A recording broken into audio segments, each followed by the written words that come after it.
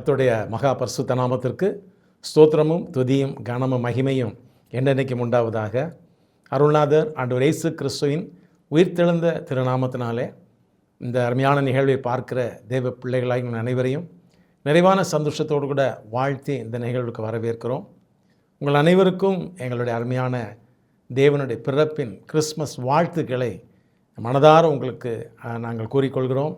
தேவன் தாமே உங்களோடு இருந்து அருமையான அவருடைய இந்த பிறப்பின் நாளிலே உங்களுடைய எல்லா தேவைகளையும் சந்தித்து மகிழ்ச்சியோடு கூட ஜீவனுள்ள தேவனை ஆராதிக்க அவர் உங்களுக்கு உதவி செய்வாராக, தொடர்ந்து உங்களை ஆசீர்வதிப்பாராக. பிரியமான தேவனுடைய பிள்ளைகளே, இது ஒரு அருமையான ஒரு நாள். இந்த நாளை குறித்து வேத புஸ்தகத்தில் நான் வாசித்து பார்க்கும்போது, இந்த ஆண்டவர் இயேசு கிறிஸ்து பிறப்பதற்கு பல வருடங்களுக்கு முன்பதாகவே ஆண்டவரை குறித்து பலவிதமான தீர்க்க தரிசனங்கள், விசேஷமாக ஏதேன் தோட்டத்திலேயே அதை குறித்து வேதத்திலே பிதாவாகிய தேவன் உன் வித்துக்கும் ஸ்திரீயின் வித்துக்கும் பகை உண்டாக்குவேன் என்று சொன்ன அந்த காரியத்திலிருந்து அந்த தீர்க்க தரிசனம் ஆரம்பிக்கிறது. மோசே சொல்லும்போது, என்னை போல ஒரு தீர்க்கதரிசியை உங்களுக்குள்ளே இருந்து தேவன் எழுப்புவார், உங்கள் சகோதரர்களுக்குள்ளேருந்து தேவன் எழுப்புவார், அவருடைய சத்தத்திற்கு செவி கொடுங்கள் என்று சொல்லி மோசே சொல்கிறார். அப்புறம் எண்ணாமத்துக்கு வரும்போது இந்த பிழையாம் அவன் சொல்கிறான், யாக்கோபில் ஒரு நட்சத்திரம் உதிக்கும் என்று சொல்லி அவன் சொல்கிறான். சங்கீதங்களிலே பல இடங்களிலே ஆண்டவரை குறித்து சொல்லப்பட்டிருக்கிறது. ஏசாயா தீர்க்கதரிசியின் புஸ்தகத்திற்குள் நம்ம வரும்போது, ஏசாயா 7ஆம் அதிகாரம் 14வது வசனத்தை வாசிக்கும்போது, ஆதலால் ஆண்டவர் தாமே உங்களுக்கு ஒரு அடையாளத்தை கொடுப்பார், ஏதோ கன்னிகை கர்ப்பவதியாகி ஒரு குமாரனை பெறுவாள், அவருக்கு இம்மானுவேல் என்று பெயரிடுவாள் என்று சொல்லி சொல்கிறார். இது எப்படி மனிதர்கள் கண்டுபிடிக்க முடியும்? பெத்லகேமில் நிறைய குழந்தைகள் பிறக்க போகிறார்கள், இது ஒரு கன்னிகை இந்த ஒரு குமாரனை பெற்ற குழந்தை இதுதானா என்று எப்படி எல்லாரும் கண்டுபிடிக்க முடியும் இல்லையா? ஆனால் தீர்க்கதரிசனம் சொல்லுகிறது, இவத கன்னிகை கர்ப்பவதியாகி ஒரு குமாரனை பெறுவாள் என்று. அந்த நாட்களில் அது ஒரு தீர்க்கதரிசனமாக சொல்லப்பட்டிருந்தாலும் இது அந்த காலத்தில் உள்ள ஜனங்களுக்காக சொல்லப்படவில்லை, இது பிற்காலத்தில் வாழ்கிற நமக்காக சொல்லப்பட்டது. அது மாத்திரமல்ல, அதே ஏசாயா 9ஆம் அதிகாரத்துக்குள் வரும்போது வேதத்தில் நான் வாசித்து பார்க்கிறோம் இல்லையா, 6ஆம் வசனத்தில் நமக்கு ஒரு பாலகன் பிறந்தார், நமக்கு ஒரு குமாரன் கொடுக்கப்பட்டார் என்று சொல்லி சொல்லப்படுகிறது. இவை எல்லாவற்றையும் பிரியமான ஆண்டவருடைய பிள்ளைகளே, ஆண்டவர் இயேசு கிறிஸ்து பிறப்பதற்கு முன்பதாகவே இந்த காரியங்கள் எல்லாம் ஏற்கனவே ஆண்டவர் இந்த பூமியில் மறுபடியும் பிறப்பார் என்கிற ஒரு காரியத்தை சொல்லப்பட்டிருக்கிறது. இவையெல்லாம் எதை குறித்து சொல்கிறது? ஒரு குமாரன், ஒரு பாலகன் என்று சொல்லப்படும் போதே தேவன் ஆவியாக இருக்கிற தேவன் அவர் மாம்ச ரூபத்தில் வருவார் என்பதை இங்கேயே அது வெளிப்படுத்துகிறது. இங்கேயே அவையெல்லாம் தெளிவாக சொல்லப்படுவதை பார்க்கிறோம் இல்லையா? ஒரு குமாரன் கொடுக்கப்பட்டார் என்று சொல்லப்படும் போது, ஒரு குமாரன் ஒரு குழந்தை என்று சொல்லும்போதே அது ஒரு தாயின் கருவிலிருந்து ஒரு மாம்ச ஒரு குழந்தையாகத்தானே வர வேண்டும். அப்போதே தேவன் மனிதனாக மாம்சத்தில் தேவன் பிறப்பார் என்பதை அப்போதே தீர்க்கதரிசிகள் தெளிவாக சொல்லியிருக்கிறார்கள். அது ஒன்று தான் இவர்களுக்கு தெரியும், தேவன் ஒரு நாள் மாம்சத்தில் பிறக்கப் போகிறார் என்பதை தீர்க்கதரிசிகள் சொல்கிறார்கள். ஆனால் பிரியமான ஆண்டவருடைய பிள்ளைகளே, தேவன் இந்த மாம்சத்தில் பிறப்பதற்கு ஒரு காரியம் என்ன? முதலாவதாக தேவன் பூமியிலே மனிதனை உருவாக்கினார். அந்த மனித இனம் நம்ம எல்லாருக்கும் தெரியும், அவர்கள் சாத்தானுக்கு செவி கொடுத்து, பிசாசுக்கு செவி கொடுத்து தேவன் கொடுத்த அருமையான வாழ்க்கையை அவர்கள் இழந்து போனார்கள். ஆகவே தேவன் மறுபடியுமாக எதற்கு வருகிறார் என்று சொன்னால், அந்த மனிதன் இழந்து போனதை, அந்த தேவனோடு கூட உள்ள உறவை, தேவனோடு கூட இணைந்து வாழக்கூடிய அந்த இன்பமான வாழ்க்கையை அதை மறுபடியும் மீட்டு மனிதனுக்கு கொடுக்கத்தக்கதாக அவர் மறுபடியும் உடைந்து போன ஒரு பாத்திரத்தை செப்பனிடுகிற ஒரு மனிதனைப் போல அவர் இந்த பூமியிலே உடைந்து போன அந்த உறவை சரிப்படுத்துவதற்காக மறுபடியும் மாம்சமாய் வருகிறார்.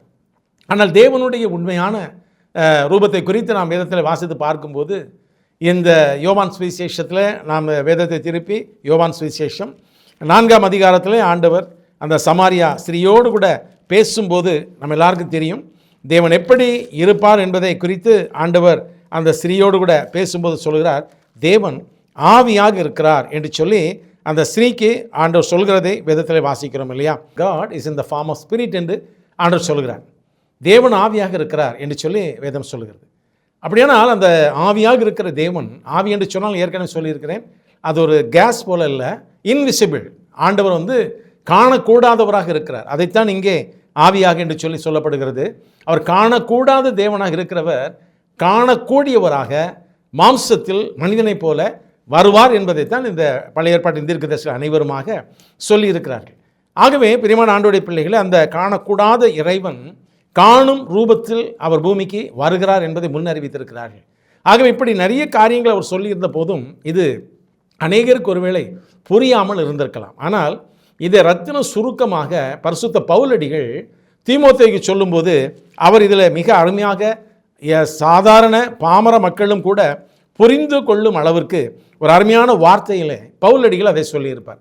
தேவனுடைய அந்த பிறப்பை குறித்து சொல்லியிருப்பார். அது என்ன சொல்லியிருக்கார் என்று சொன்னால், 1 தீமோத்தேயு 3ஆம் அதிகாரம் 16வது வசனத்தை வாசிக்கும்போது அந்த ஏற்கனவே சொல்லப்பட்டது இல்லையா, அந்த ரகசியத்தை நான் உங்களுக்கு விளக்கி சொல்கிறேன் என்று சொல்லி அவர் என்ன சொல்கிறார், அன்றியும் தேவ பக்திக்குரிய ரகசியமானது யாவரும் ஒப்புக்கொள்கிறபடியே மகா மேன்மை உள்ளது. அந்த தீர்க்க தரிசனங்கள் எல்லாம் மகா மேன்மை உள்ளது சொல்லி அவர் சொல்கிறார், தேவன் மாம்சத்திலே வெளிப்பட்டார். பவுல் அதை தெளிவாக அனைவரும் புரிந்து கொள்ளும்படியாக, சாதாரண பாமர ஜனங்கள் கூட அந்த தீர்க்க தரிசனத்தை எப்படி என்று அவர்கள் சந்தேகப்படாத அளவுக்கு புரிந்து கொள்ளும்படியாக பவுல் மிக தெளிவாக சொல்கிறார், தேவன் மாம்சத்தில் வெளிப்பட்டார். ஏற்கனவே சொல்லியிருக்கிறேன், தேவன் ஆவியாக இருக்கிறார் என்று சொல்லி, அதை காணக்கூடாதவராக இருக்கிறார் என்று சொல்லி ஆண்டவராக இயேசு கிறிஸ்து சமாரிய ஸ்திரியோடு கூட சொன்னார். இங்கே அருமையான பவுல் சொல்லும்போது சொல்கிறார், தேவன் அப்படி காணக்கூடாத இறைவன் காணக்கூடியவராக அவர் பூமிக்கு வந்தார். அதுதான் இந்த அருமையான பிறப்பின் நாள் என்பதை அவர் இங்கே வெளிப்படுத்தி சொல்கிறதை பார்க்கிறோம். பிரியமான ஆண்டவருடைய பிள்ளைகளே, இந்த அருமையான தேவன் என்கிற அந்த வார்த்தைக்கு இந்த 1 தீமோத்தேயு 3ஆம் அதிகாரம் 16வது வசனத்தில் இருக்கிற தேவன் என்கிற வார்த்தைக்கு கிரேக்க மொழியிலே தியோஸ் என்று சொல்லி சொல்லப்படுகிறது. தியோஸ் என்று சொல்லப்படுகிறது கிரேக்க மொழியிலே. தியோஸ் என்று சொன்னால் அதற்கு பொருள் என்னவென்று சொன்னால் சுப்ரீம் டிவினிட்டி, அதை உன்னத தெய்வீகம், அதை சுப்ரீம் டிவினிட்டி என்று சொல்லி அதை ஆங்கிலத்தில் சொல்லலாம். அதை தமிழில் சொன்னால் உன்னத தெய்வீகம், அதற்கு மேலான தெய்வீகம் என்று சொல்லி ஒன்றுமில்லை. அப்படிப்பட்ட உன்னதமான தெய்வீகம் மாம்சத்தில் வெளிப்பட்டது. அந்த சுப்ரீம் டிவினிட்டி என்று சொல்லக்கூடிய அந்த உன்னதமான தெய்வீகம் வந்து மாம்சத்தில் வெளிப்பட்டது என்று பவுல் தெளிவாக சொல்கிறார். ஒருவேளை இது அந்த கிரேக்க மொழியில் அது தியோஸ் என்று சொல்லப்பட்டிருந்தாலும் எபிரேய மொழியில் இந்த தேவன் என்கிற வார்த்தைக்கு ஏலோகிம் என்று பொருள். நம்ம ஆதியாகமம் 1ஆம் அதிகாரம் 1வது வசனத்தை வாசிக்கிறோம் இல்லையா, ஆதியிலே தேவன் வானத்தையும் பூமியும் சிருஷ்டித்தார் என்று சொல்லி வார்த்தையை பார்க்கிறோம்.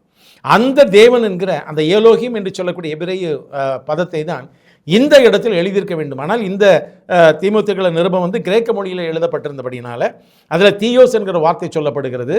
ஆனால் அதை நம்ம எபிரேய மொழியில் பார்ப்போமானால் ஏலோகிம் என்று சொல்லப்படுகிறது.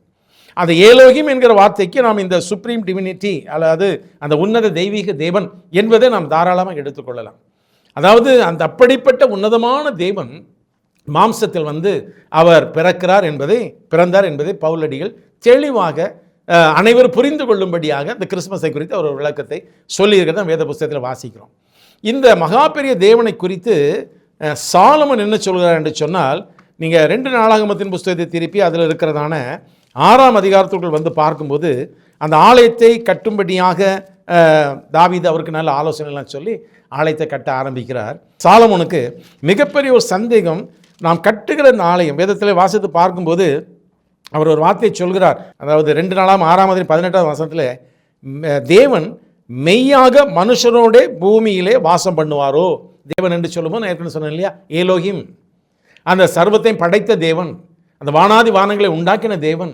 அவர் சாலமோனுக்கு இந்த ஆலயத்தை கட்டு, அதில் தேவன் உங்களோடு கூட வாசம் செய்வார் என்று தாவீது ஆலோசனை சொல்லியிருந்தார். தாவீதோடு கூட ஆண்டவர் சொல்லியிருந்தார், எனக்கு என்னுடைய நாம மகிமைக்காக ஒரு ஆலயத்தை கட்டு நான் அந்த ஆலயத்தில் வாசம் செய்வேன் என்று சொல்லி கர்த்தர் சொன்னார். ஆனால் இதை கட்டின பிறகு இந்த சாலமோன் தேவனுடைய அந்த மகிமை, ஏனென்றால் அந்த ஆலயத்தை கட்டுவதற்கு சாலமோன் பெரிய முயற்சிகள் ஒன்று எடுக்கவில்லை. ஏற்கனவே தாவீது மூலமாக கர்த்தர் எல்லாவற்றையும் சபதரித்து ஆயத்தப்படுத்தி வைத்து விட்டார். அவர் சொன்னதை இவர் செய்ய ஆரம்பித்தார், அவ்வளவுதான். ஆண்டவர் அருமையான ஆலயத்தை கட்டி முடித்து மகிமை வழி நடத்தினார். லகுவாக சாலமோன் அதை செய்து முடிக்க தேவன் கிருபை தந்தார். ஆகவே அந்த வார்த்தை நிறைவேறும் போது சாலமோன் பாருங்கள் 18ஆம் வசனத்தில் தேவன் மெய்யாகவே மனுஷனோட பூமியிலே வாசம் பண்ணுவாரோ. அவருக்கு ஒரு பெரிய சந்தேகம், ஏனென்றால் அந்த தேவனை குறித்து அந்த சுப்ரீம் டிவினிட்டி என்று சொல்லக்கூடிய உன்னதமான தெய்வீகத்தை குறித்து அவர் வைத்திருந்த ஒரு கால்குலேஷன், ஒரு கணக்கு என்னவென்று சொன்னால், அடுத்த வார்த்தை சொல்கிறது, இதோ வானங்களும் வானாதி வானங்களும் உம்மை கொள்ளாதே. வானங்களும் வானாதி வானங்களும் உம்மை கொள்ளாதே என்று சொல்கிறார். அதாவது அவர் சொல்கிறார், the heaven and the highest heaven cannot contain you. The heaven and the highest heaven cannot contain you. அதாவது அவைகளெல்லாம் உம்மை அடக்கி வைத்துக் கொள்ள முடியாது. வானங்களும் வானாதி வானங்களும் கூட உமக்கு முன்பதாக ஒன்றுமில்லை. அவ்வளோ பெரிய மகாதேவன் மனுஷரோடு வந்து வாசம் பண்ண போகிறீரோ, எங்களோடு வந்து வாசம் பண்ண போகிறீரோ என்று சொல்லி அவர் சொல்லி இறுதியாக சொல்கிறார், நான் கட்டின இந்த ஆலயம் எம்மாத்திரம் ஆண்டவரே, எம்மாத்திரம் என்று சொல்லி சொல்கிறார். இந்த ஆலயத்தில் எம்மாத்திரம் சுவாமி. அதாவது அவர் சொல்கிறார் பார்த்தீங்களா, தேவன் உன்னதமான தேவன், தேவன் மெய்யாகவே மனுஷனோடு பூமியிலே வாசம் பண்ணுவாரோ? இதெல்லாம் அந்த நாட்டில் இருந்த பெரிய கேள்வி. பிரியமான ஆண்டவருடைய பிள்ளையே, இதெல்லாவற்றையும் அறிந்து தான் பவுல் அழகாக சொல்கிறார், தேவன் மாம்சத்தில் வெளிப்பட்டார். தியோஸ், அந்த வேதத்தில் நாம் எபிரேய மொழியில் பார்க்குறோமோ, எலோகிம் வந்து மாம்சத்தில் வெளிப்பட்டார் என்று சொல்லி அவர் சொல்கிறார். இப்போது அவர் நான் ஏற்கனவே சொல்லியிருக்கிறேன், ஏற்கனவே உருவாக்கின மனிதன் தேவனுடைய பரிசுத்தத்தில் நொறுங்கி போய்விட்டான். இப்போது அவர் வந்திருப்பது எதற்காக? அந்த நொறுங்கி போன உறவை மறுபடியும் சரி செய்து, ஆகவே மனிதனுக்கும் தேவனுக்கும் உள்ள அந்த சமாதான உறவை சரி செய்வதற்காகவே தேவன் வந்திருக்கிறார். அதுதான் தேவனுடைய மிகப்பெரிய அன்பினால் தன் மகனை அனுப்பினார் என்பது நான் வேத புஸ்தகத்தில் வாசிக்கிறோம். அப்போது ஏன் அந்த மனித ரூபத்தில் வருகிறார் என்று சொல்லும்போது, ஆண்டவருடைய உள்ளத்தின் ஆழத்தில் இருக்கிற அன்பின் ஆழத்தை நீங்கள் பார்ப்பீர்களானால், நீங்கள் இந்த எபிரேயர் நிருபத்தை நாம் திருப்பி அதில் 2ஆம் அதிகாரத்திற்குள் வருகிறோம். வேதம் சொல்லுகிறது, எபிரேயர் 2ஆம் அதிகாரத்தை நாம் வாசித்து பார்க்கும்போது 14வது வசனத்தை வாசிக்கும். எபிரேயர் 2:14, பிள்ளைகள் மாம்சத்தின் இரத்தத்தையும் உடையவர்களாக இருக்க அவரும் அவர்களைப் போல மாம்சத்தின் இரத்தத்தையும் உடையவரானார் என்று சொல்லி வேதம் சொல்கிறார். அப்படியானால் அவர் அந்த எதற்காக தேவன் அந்த எலோகிம் ஏன் தன் மனிதனை உருவாக்கின அந்த எலோகிம், சர்வலோகத்தையும் உண்டாக்கின அந்த எலோகிம் ஏன் அவர் மாம்சத்தில் வெளிப்பட்டார் என்று சொன்னால், கர்த்தருடைய வார்த்தை சொல்கிறது, அவருடைய பிள்ளைகள் மாம்சத்தையும் இரத்தத்தையும் உடையவர்களாக பூமியில் வாழ்ந்து கொண்டிருக்கிறார்கள். அவர்கள் வாழ்க்கை மாம்சமும் இரத்தமும் உடையவதாக இருக்கிறபடியினால் அவரும் அவர்களைப் போல மாம்சமும் இரத்தத்தையும் உடையவராய் வந்தார் என்று சொல்லி வேதம் சொல்கிறது. பிரியமான ஆண்டோடைய பிள்ளைகளே, அந்த அன்பை பாருங்கள். ஆண்டோடைய அன்பு, என் பிள்ளைகள் என் கரத்தில் இருந்த பரிசுத்தத்தில் வாழ்ந்து கொண்டது பிள்ளைகள், அவன் சத்ருவுக்கு செவி கொடுத்து அவருடைய வாழ்க்கையை உடைத்து போட்டபடியினால் நான் அதை மறுபடியும் செப்பனிட்டு என் பிள்ளைகளை மறுபடியும் என்னுடைய அந்த நித்திய ஜீவ பாதைக்கு கொண்டு வருவதற்காக நானும் அவர்களைப் போலவே அந்த மாம்சமும் இரத்தமும் உடையவராக மாறி இந்த பூமிக்குள் சென்று நான் பிள்ளைகளை அவருடைய கீழே தொடர்ந்து வாசித்து பார்க்கும்போது, மரணத்துக்கு அதிகாரியாகிய பிசாசானவனை தன் மரணத்தினாலே அழிக்கும்படிக்கும், ஜீவகாலமெல்லாம் மரண பயத்தில் அடிமைத்தனத்துக்குள்ளானவர்கள் யாவரையும் விடுதலை பண்ணும்படிக்கும் இப்படி மாம்சத்தில் வந்தார் என்று சொல்லி வேதம் சொல்கிறது. ஆனால் அவர் வரும்போது பாருங்கள், எல்லாவற்றையும் திட்டம் பண்ணி வைத்திருந்தார். ஆண்டவர் திட்டம் பண்ணி வைத்திருந்தார். ஏன்னா மாம்சத்தில் தேவன் வர வேண்டும் என்று அவர் இருக்கும்போதே அவர் எப்படி வர வேண்டும் என்று தீர்மானித்தார் என்று சொன்னால், நீங்கள் அதே யோவான் சுவிசேஷம் 4ஆம் அதிகாரத்துக்குள் மறுபடியும் வருகிறோம். வரும்போது ஆண்டவர் அதில் ஒரு காரியத்தை சொல்கிறார். அந்த ஸ்திரீயோடு 4:22, நீங்கள் அறியாததை தொழுது கொள்கிறீர்கள், நான் அறிந்திருக்கிறதை தொழுது கொள்கிறோம், ஏனென்றால் ரட்சிப்பு யூதர்கள் வழியாய் வருகிறது என்று ஒரு உண்மையை சொல்கிறார். அந்த ஸ்திரீ சமாரிய ஸ்திரீ. அந்த ஸ்திரீயிடத்தில் போய் ஆண்டவர் அந்த ஜீவ தண்ணீரை பருகும் அந்த அனுபவத்தை பேசுகிறார். அப்போது ஆண்டவர் உண்மையை சொல்கிறார், பிதாவுடைய திட்டத்தின்படி இந்த உலகத்திற்கு ரட்சிப்பு யூத இனத்தின் மூலமாக வர வேண்டும் என்று பிதா திட்டம் வைத்திருக்கிறார். ஆகவே தான் ஆண்டவர் ஆபிரகாமை அழைத்து, ஈசாக்கை அழைத்து, யாக்கோபை அழைத்து, யூதாவை அழைத்து அந்த கோத்திரத்தில் ரட்சகரை அனுப்ப வேண்டும் என்று தேவன் வைத்த தீர்மானத்தின்படியினால்தான் வேதம் சொல்கிறது, ரட்சிப்பு இந்த உலகத்திற்கு யூதர்கள் வழியாய் வருகிறது. நம்ம எல்லாருக்கும் தெரியும், இன்றைக்கும் அந்த யூதர்கள் என்று சொன்னால் உலகமே உற்று பார்த்து கொண்டு இருக்கிறது. அவர்களுக்குள் இருக்கிற தைரியம், திறமை, அவர்களுக்குள்ள இருக்கிற வளர்ச்சிகள், அவர்களுக்கு இருக்கிற தெய்வீக பாதுகாப்பு எல்லாவற்றையும் இன்றைக்கு உலகமே அந்த யூதர்களை உற்று பார்த்து கொண்டு இருக்கிறது. ஏனென்றால் அது தேவன் இந்த பூமியிலே இரட்சகராய் வருவதற்கு தனக்கென்று தெரிந்தெடுக்கப்பட்ட அந்த ஒரு சந்ததி யூத சந்ததி என்று வேதம் சொல்கிறது. இன்னும் வாசிப்பீர்களானால் ரோமர்கள் நிருபம் 1ஆம் அதிகாரத்தை திருப்பி அதில் இன்னும் தெளிவாக அவர் வரவேண்டிய சந்ததியை குறித்து சொல்கிறார். ரோமர் 1ஆம் அதிகாரம் 5ஆம் வசனத்தில், மாம்சத்தின்படி தாவீதின் சந்ததியில் பிறந்தவரும் பரிசுத்தமுள்ள ஆவியின்படி தேவனுடைய சுதன் என்று மரித்தோரிலிருந்து உயிர்த்தெழுந்ததினாலே பலமாய் ரூபிக்கப்பட்ட தேவகுமாரனுமாக இருக்கிறார். நல்ல கவனிங்க, மாம்சத்தின்படி யூத கோத்திரத்தில் மாத்திரமல்ல, தாவீதின் சந்ததியில் பிறக்க வேண்டும் என்பதை தேவன் ஏற்கனவே சொல்லியிருந்ததை அப்படியே நிறைவேற்றிருக்கிறார் என்பதை இந்த ரோமருக்கு எழுதும்போது பவுல் அதை எழுதி உறுதிப்படுத்துகிறதை பார்க்கிறோம். ஆகவே பிரியமான ஆண்டவருடைய இவ்வளவு தெளிவாக அந்த ஏலோகிம் என்று சொல்லக்கூடிய சர்வ வல்லமையுள்ள தேவாதி தேவன், ஆதியிலே வானத்தையும் பூமி சிருஷ்டித்த தேவன் மாம்சத்தில் வெளிப்பட்டார் என்று பவுல் மிக சுருக்கமாக இந்த கிறிஸ்மஸை குறித்து சொல்லியிருக்கிறார்.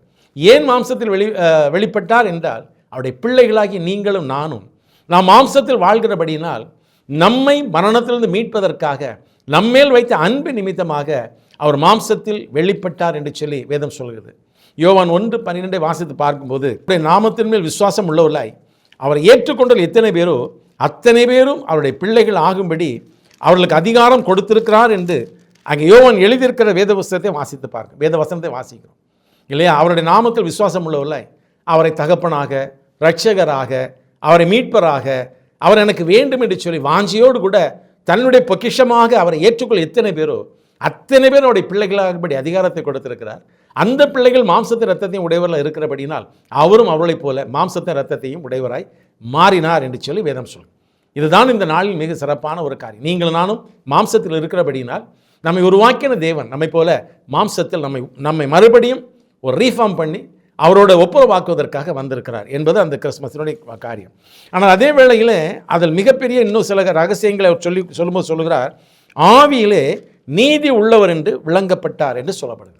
அவர் வாழ்ந்த நாட்களில் பாருங்கள், பூமியிலே நீங்கள் நானும் கூட அப்படி வாழ வேண்டும் என்பதற்கு ஆவியிலே என்று சொல்லப்பட்டிருக்கு. ஆனால் அதனுடைய உண்மையான பொருள் என்னவென்று சொன்னால், அவருடைய வாழ்க்கையிலே நீதி உள்ளவர் என்று விளங்கப்பட்டார்.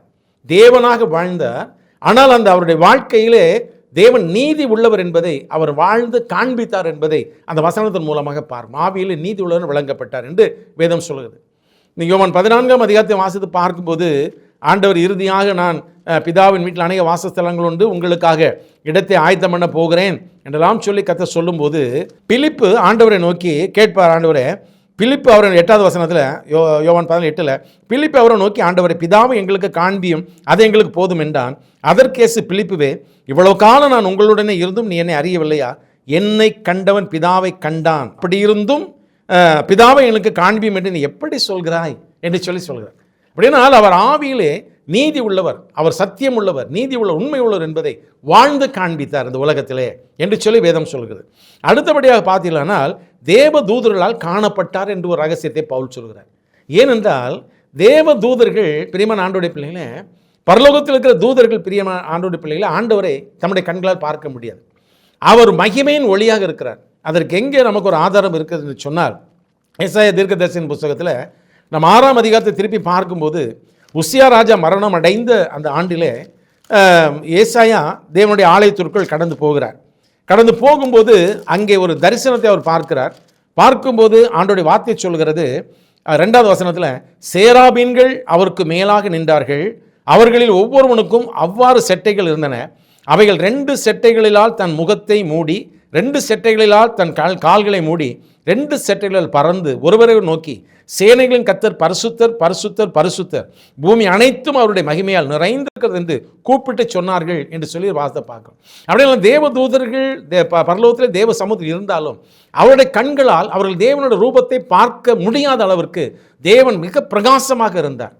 ஆகவே அந்த தூதர்களால், இங்கே வேதம் சொல்கிறது தேவ தூதர்களால் காணப்பட்டார் என்று பவுல் சொல்கிறார். எப்படி காணப்பட்டார் என்று சொன்னால், இந்த பேதுரு ஒரு அருமையான வார்த்தையை சொல்லியிருப்பார். நீங்கள் வேத புஸ்தகத்தில் இந்த அருமையான வார்த்தையை நம்ம லூக்கா நற்செய்தி நூல் 2ஆம் அதிகாரத்தை எடுத்து வாசித்து பார்க்கும்போது, தேவ தூதர்கள் வந்து அந்த இடத்துல சந்தோஷமாக மகிழ்ச்சியோடு கூட ஆண்டவரை குறித்து அந்த ஆடு மேய்க்கிற இடையர்களோடு கூட பேசுவார் என்று சொல்லி வேதம் சொல்லுகிறது இல்லையா? ஏன் தேவதூதர்கள் அவ்வளோ சந்தோஷமாக இருந்தார்கள் என்று சொன்னால், நீங்கள் 1 பேதுரு 1ஆம் அதிகாரத்தில் உங்களுக்கு உண்டான கிருபை குறித்து தீர்க்கதரிசனம் சொன்ன தீர்க்கதரிசிகள் இந்த ரட்சிப்பை குறித்து கருத்தாய் ஆராய்ந்து பரிசோதனை பண்ணினார்கள். கீழே தொடர்ந்து வரும்போது 12வது வசனம் வரும்போது, இதை சுவிசேஷத்தில் சொன்னபடி நிறைவேறதை பார்க்க தேவதூதர்கள் ஆசையாக இருக்கிறார்கள் என்று சொல்லி சொல்கிறார். தேவதூதர்கள் ஆசையாக இருக்கிறார். அப்படியானால் அந்த தீர்க்கதரிசிகள் சொன்னது நிறைவேறும் போது, இந்த தேவன் மாம்சமாய் வரும்போது நாம் அந்த ஆண்டவரை பார்க்க முடியும். மற்றபடி பரலோகத்தில் இருக்கும்போது அவருடைய பிரகாச ஒளி மத்தியில் நம்ம அவரை பார்க்க முடியாது. அவருடைய ஒளியின் முன்புதான் நம்ம நிற்க முடியாது. அவர் நம்மை பார்க்க வேண்டுமானால் இவர் அந்த தீர்க்கதரிசி சொன்னதைப் போல அவர் குமாரனை பிறக்கும்போது நம்ம அவரை பார்க்க முடியும் என்று அவர்கள் அறிந்து அவர்கள் பார்க்க ஆசையாக இருந்தார்கள் என்று சொல்லி வேதம் சொல்கிறபடினால், அவர் குழந்தையாக பெத்லகேமில் பிறந்திருக்கும் போது அப்போதுதான் அந்த அருமையான தூதர்கள் எல்லாம் இறங்கி வந்து உன்னதத்திலே மகிமையின் பூமியில் சமாதானமும் மனுஷர் மேல் பிரியமும் உண்டாக கடவுது என்று சொல்லி வேதத்தில் அவர்கள் அன்றைக்கு சொல்கிறார். 11ஆம் வசனத்தில் இந்த கர்த்தராகிய கிறிஸ்துவின் ரட்சகர் உங்களுக்கு தாவீதின் பிறந்திருக்கிறார் என்று சொல்கிற ஒரு அருமையான வார்த்தையை பார்க்கிறோம். ஆகவே அவர்கள் தேவ தூதர்களால் அவர் அந்த குழந்தையாய் பிறக்கும்போது அவர் தேவன் அவரை காணப்பட்டார் என்று சொல்லி வேதம் சொல்கிறது. அடுத்தபடியாக புறஜாதிகளிடத்திலே பிரசங்கிக்கப்பட்டார். அனைவருக்கும் தெய்வம் என்பதை அவருடைய அருமையான வாழ்க்கை மூலமாக புறஜாதிகள் அன்றைக்கு இருந்த ரோமர்கள், அன்றைக்கு இருந்த சமாரியர்கள், அன்றைக்கு அவர்களோடு கூட வாழ்ந்த கிரேக்கர்கள் அனைவருக்குமாக, ஏனென்றால் அந்த நாட்களிலே உலகம் முழுவதும் ரோமனுடைய ஆட்சிக்குள் இருந்தபடியினாலும் உலகம் முழுவதும் கிரேக்க மொழி எல்லாரும் பேசினபடினாலும் அந்த நாட்களிலே அவர் உலகம் முழுவதும் அனைவருக்கும் புறஜாதிகளுக்கும் இப்படிப்பட்ட ரட்சிப்பு ஒன்று வந்திருக்கிறது என்பதை அறியத்தக்கதான ஒரு தேவன் காணப்பட்டார். புறஜாதிகள் இடத்துல பிரசங்கிக்கப்பட்டார், உலகத்திலே விசுவாசிக்கப்பட்டார். நிறைய அவரை கண்டவர்கள் நிறைய பேர் அவர் விசுவாசித்தார்கள். இறுதியாக மகிமையில் எடுத்துக்கொள்ளப்பட்டார். நல்லா கவனிக்க ஒரு சர்க்கிள், இந்த கிறிஸ்மஸ் என்பது ஒரு சர்க்கிள், ஒரு வட்டம். என்னவென்றால் தேவன் மாம்சத்தில் வெளிப்பட்டார், அப்படியானால் பரலோகத்திலும் கீழே இறங்குகிறார். இதை தான் யோவான் 3:13 வாசித்து பார்க்கும்போது ஆண்டோடைய வார்த்தை இவ்விதமாய் சொல்கிறது, பரலோகத்திலிருந்து இறங்கினவரும் பரலோகத்தில் இருக்கிறவருமான மனுஷகுமாரனை அல்லாமல் பரலோகத்துக்கு ஏறினவன் ஒருவனும் இல்லை.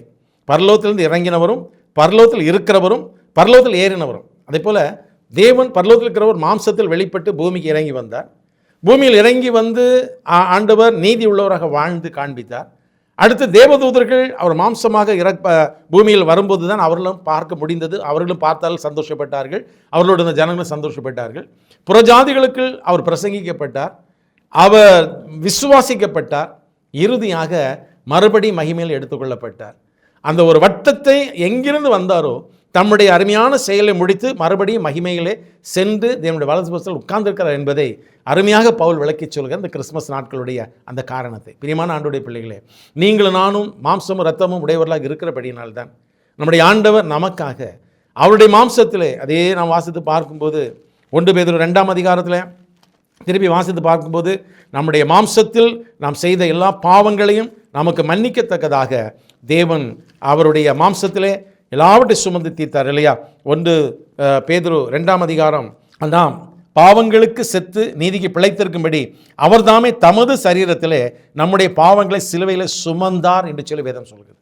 ஆகவே நம்முடைய பாவங்களை சிலுவையில் சுமக்க நமக்காக ஒரு சரீரம் தேவைப்பட்டபடியினால் அவர் சரீரம் உடையவராக கீழே இறங்கி வந்து நம்மை மீட்டெடுத்த அந்த நாள் தான் இந்த கிறிஸ்மஸ் நாள். ஆகவே பிரியமான ஆண்டவருடைய பிள்ளை, இந்த அருமையான நாளில் என்மேல் அன்பு வைத்து எனக்காக என்னை போல இறங்கி வந்த தேவனை நான் தொழுது கொள்ள போகிறேன் என்ற உணர்வோடு கூட நம்ம ஆண்டவருக்கு முன்பதாக நம்ம அர்ப்பணிக்கும் போது தேவன் நிச்சயமாக உங்களை ஆசீர்வதிப்பார், உடைய வாழ்க்கையை மாற்றுவார், நீங்கள் நன்மை பெற்றுக்கொள்ள உதவி செய்வார். நம்ம ஆண்டவருக்கு நாம் ஜெபிக்கலாம். ஆண்டவருக்கு நல்ல தகப்பனை நம்ம நன்றியோடு துதிக்கிறோம்.